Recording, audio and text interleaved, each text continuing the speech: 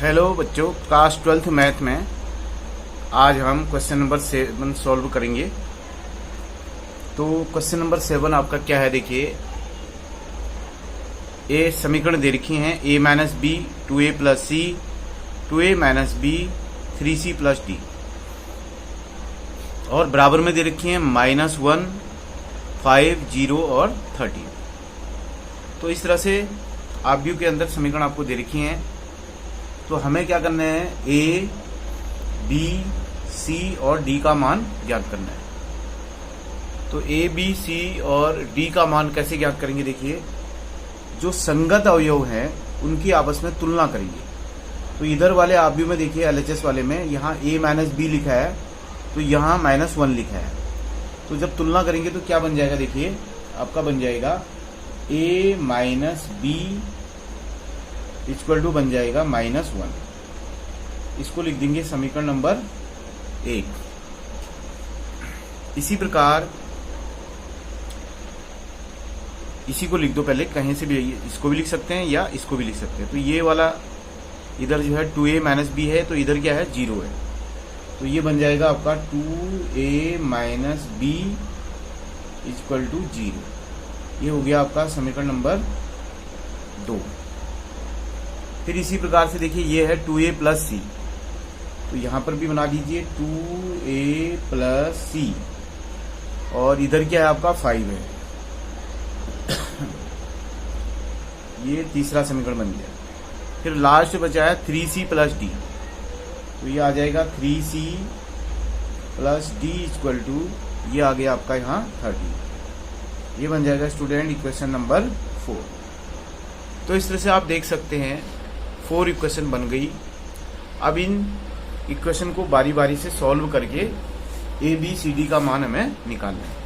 अब कैसे निकालेंगे, देखो यहाँ पर आप शुरू कर लो समीकरण नंबर 2 से, सबसे बढ़िया रहेगा। देखिए 2 है 2a minus b equal to जैसे 0 है, तो हम क्या करेंगे,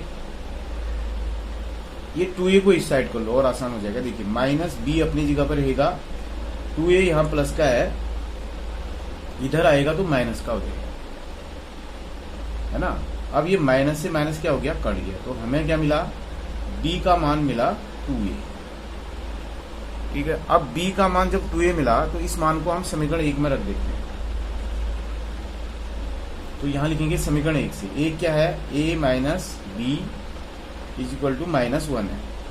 तो हमने क्या करना है, जहां पर b है वहां पर 2a लिख देना।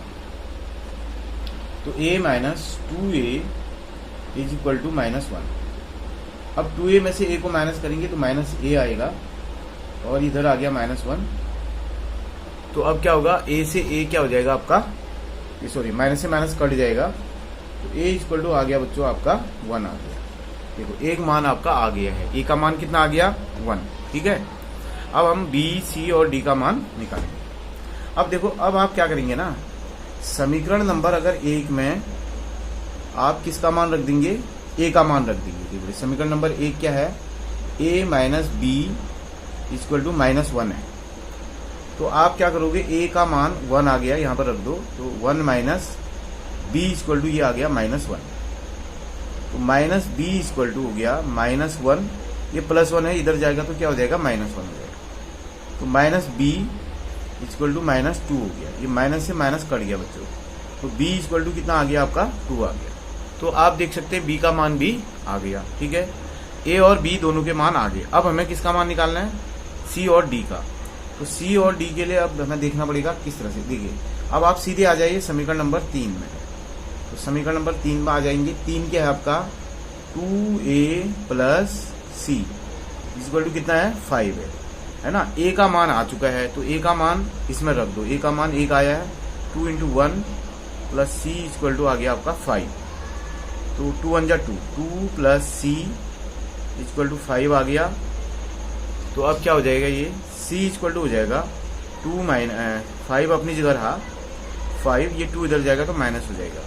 c इक्वल टू 5 - 2 कितना आ गया, 3 आ गया। c का मान भी आ गया बच्चों। देखिए अब लास्ट रह गया किसका मान, d का मान।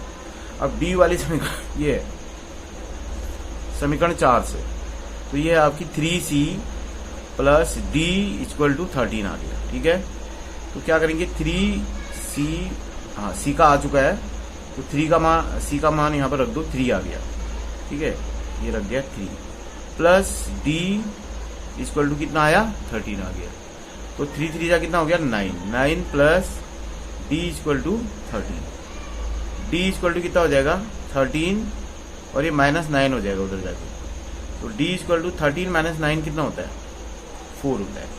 तो देख सकते हैं D का मान भी आ गया।